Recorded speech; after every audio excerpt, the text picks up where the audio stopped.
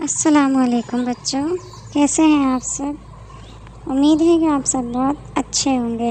آج ہم جو کہانی سنیں گے وہ ہے عقل مند چوہیا۔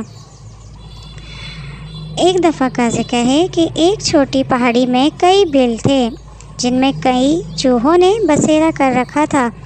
یہ مٹی کی پہاڑی تھی جس پر طرح طرح کے پودے پھیلے ہوئے تھے۔ پودوں کے درمیان میں چوہوں کی بل تھی جو عام طور پر دکھائی نہیں دیتی تھیں۔ ان بلوں میں ایک بل ایک چوہیا کی تھی جس کا نام زیما تھا۔ یہ بالکل اکیلی رہتی تھی، دوسرے چوہوں کی نسبت اسے عقل سے کچھ واسطہ تھا، یعنی تھوڑی سمجھدار تھی، جس کی وجہ سے اکثر چوہے اپنے مسائل لے کر اس کے پاس چلے آتے اور زیما انہیں اپنی عقل و فہم کے مطابق حل بتا دیتی۔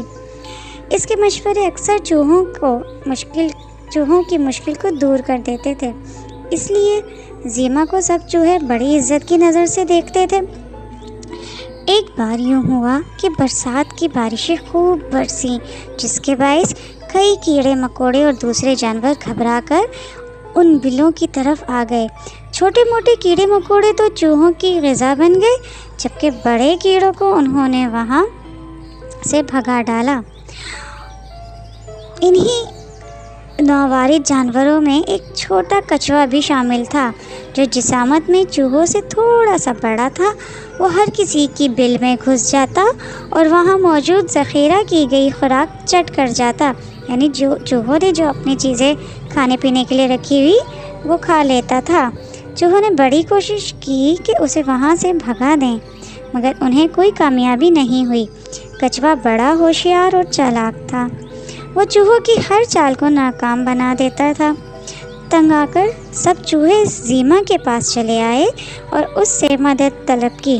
زیما نے کچھوے کے بارے میں سوال جواب کیے تاکہ اسے اس کی جسامت اور حلیے سے آگاہی ہو سکے۔ چوہوں نے اپنی معلومات کے مطابق اس کے سامنے کچھوے کی تصویر کھینچ دی، یعنی کچھوے کا سیدھا حلیہ بتا دیا۔ زیما کچھوے کے حلیے سے باخبر ہو چکی تھی۔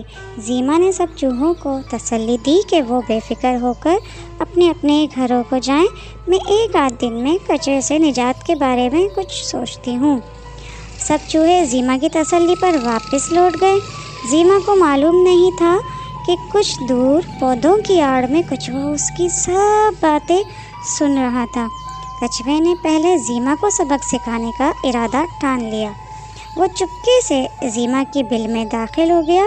زیما چوہوں کو رخصت کرنے کے بعد کچھوے کے بارے میں سوچنے لگی کہ اس سے کیسے جان چھڑائی جائے۔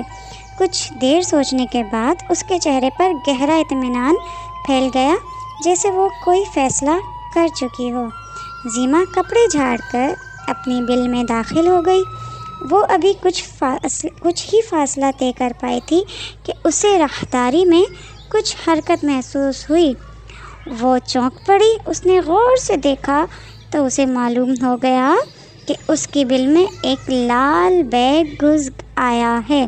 یہ سرخ رنگ کی کالے دھبوں والی جیکٹ پہنے ہوئے تھا۔ لال بیگ کی جرأت دیکھ کر زیما کو بڑا غصہ آیا۔ اس نے جلدی سے اپنی قمیض میں سے ایک ٹارچ نکالی اور اس کا بٹن دبا کر اسے روشن کر دیا۔ تیز زرد روشنی میں پوری راہداری میں پھیل گئی۔ لال بیگ روشنی سے بڑے ڈرتے تھے، اس لیے وہ اپنے قریب روشنی دیکھ کر گھبرا اٹھا۔ زیما نے ٹارچ کی تیز روشنی اس کی آنکھوں میں ڈالی تو وہ تکلیف سے تڑپ کر رہ گیا۔ وہ زمین پر الٹ کر دونوں ہاتھ اپنی آنکھوں پر رکھے روشنی سے بچنے کی ناکام کوشش کرتا رہا۔ جب تکلیف اس کی برداشت سے باہر ہو گئی تو وہ عاجزی و انکساری سے زیما کی منت سماجت کرنے لگا کہ وہ اس عذاب کو ختم کر دے۔ زیما نے روشنی بند کرنے کے لیے یہ شرط رکھی کہ اگر وہ خاموشی کے ساتھ اس کی بل میں باہر نکل جائے اور آئندہ کسی بھی چوہے کی بل میں داخل نہ ہو تو وہ اس کی جان بخش سکتی ہے، ورنہ وہ اسے تیز روشنی میں جلا ڈالے گی۔ لال بیگ نے فوراً شرط مان لی اور زیما نے ٹارچ کی روشنی اس کی آنکھوں سے ہٹا لی۔ جان بچنے پر لال بیگ نے فوراً ہی باہر کی طرف دوڑ لگا دی۔ زیما کو جب اطمینان ہو گیا کہ لال بیگ واقعی وہاں سے جا چکا ہے تو وہ ٹارچ کو بند کر کے اندر کی طرف چل دی۔ جو ہی وہ اپنے کمرے میں پہنچی تو اس کا سر چکرا کر رہ گیا۔ کیونکہ وہاں عجیب سا جانور ارغوانی رنگ کا گاؤن پہنے زیما کی کرسی پر بیٹھا ہوا تھا۔ زیما اس کی صورت نہیں دیکھ سکتی تھی کیونکہ اس کی پیٹھ اس کی طرف تھی۔ جب وہ اس کے قریب پہنچی تو اس جانور نے گردن موڑ کر اس کی طرف دیکھا۔ اس کا حلیہ دیکھ کر زیما کو اندازہ لگانے میں دیر نہ لگی کہ وہ کچھوا ہی ہو سکتا ہے۔ کچھوا نے زیما کو دیکھ کر دانت نکال دیے۔ زیما نے اس سے سوال جواب کرنا ضروری نہیں سمجھا۔ وہ سیدھی باورچی خانے میں چلی آئی اور اپنی فریج میں سے 2 موٹے موٹے سرخ بیر نکالے۔ بیروں کو تشت میں رکھ کر وہ کچھوے کے پاس چلی آئی۔ کچھوا حیرت سے اس کی طرف دیکھنے لگا۔ زیما نے سرخ بیر کچھوے کو پیش کیے اور معذرت کرتے ہوئے کہا کہ اس وقت گھر میں اور کوئی چیز تیار نہیں ہے، ورنہ وہ مہمان کی خاطر تقاضا زیادہ اہتمام سے کرتی۔ کچھوے نے شکریہ ادا کیے بغیر دونوں سرخ بیر اٹھائے اور ایک ایک کر کے منہ میں ڈال لیے۔ بیروں کا گودا بڑا رسیلا اور میٹھا تھا۔ کچھوا زیما کی خدمت سے بڑا خوش ہوا اور سوچنے لگا کہ وہ اب یہیں رہے گا، کم از کم میٹھے بیر تو کھانے کو ملیں گے۔ کچھوے کو معلوم نہیں تھا کہ بیر کے اندر گٹھلی ہوتی ہے جسے چوس کر پھینک دیا جاتا ہے۔ کچھوے نے لالچ میں آ کر گٹھلی نگلنے کی کوشش کی تو وہ اس کے حلق میں جا پھنسی۔ پھر کیا تھا؟ کچھوا تکلیف سے بلبلا اٹھا۔ زیما کی ترکیب کارگر ثابت ہوئی تھی۔ زیما نے فوراً ہمدردی جتائی اور اس کی کمر پر ہاتھ مارے تاکہ گٹھلی نکل جائے، مگر کوئی فائدہ نہ ہو پایا۔ اس سے نہ تو بولا جا رہا تھا اور نہ ہی صحیح طرح سے سانس لی جا رہی تھی۔ کچھ ہی دیر بعد کچھوے کو سانس لینا دشوار ہو گیا۔ زیما یہ دیکھ کر بڑی پریشان ہوئی کہ اگر کچھوا اس کی بل میں ہی مر گیا تو اسے کون اٹھا کر باہر لے جائے گا۔ اچانک اس کے ذہن میں ترکیب آئی۔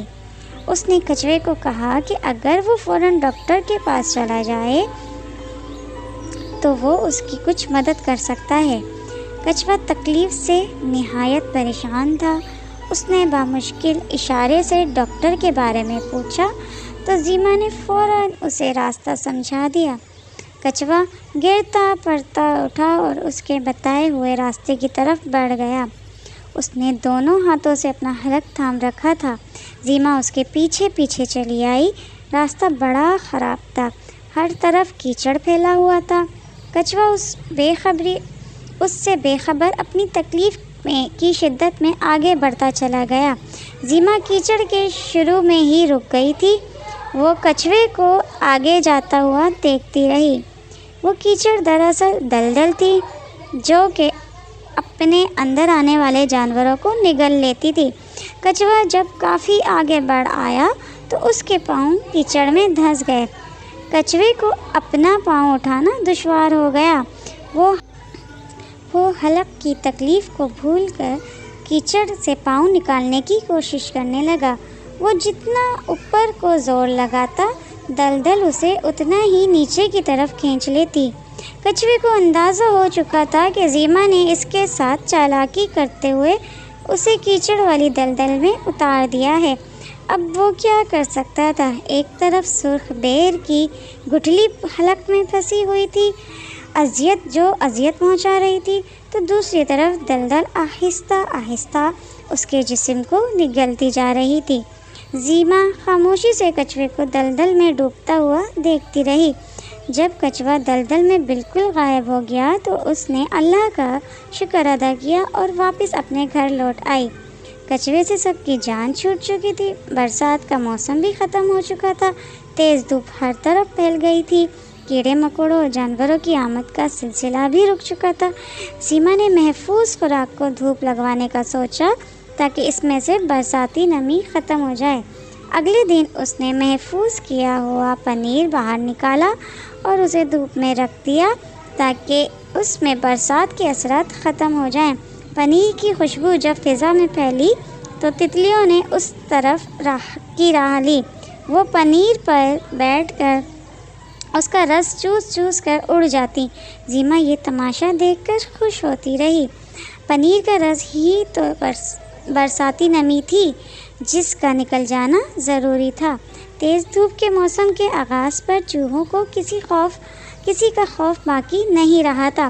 برسات کے باعث جو کیڑے مکوڑے وہاں آئے تھے ان سے جان چھوٹ چکی تھی اور کچھوا بھی اپنے انجام کو پہنچ چکا تھا۔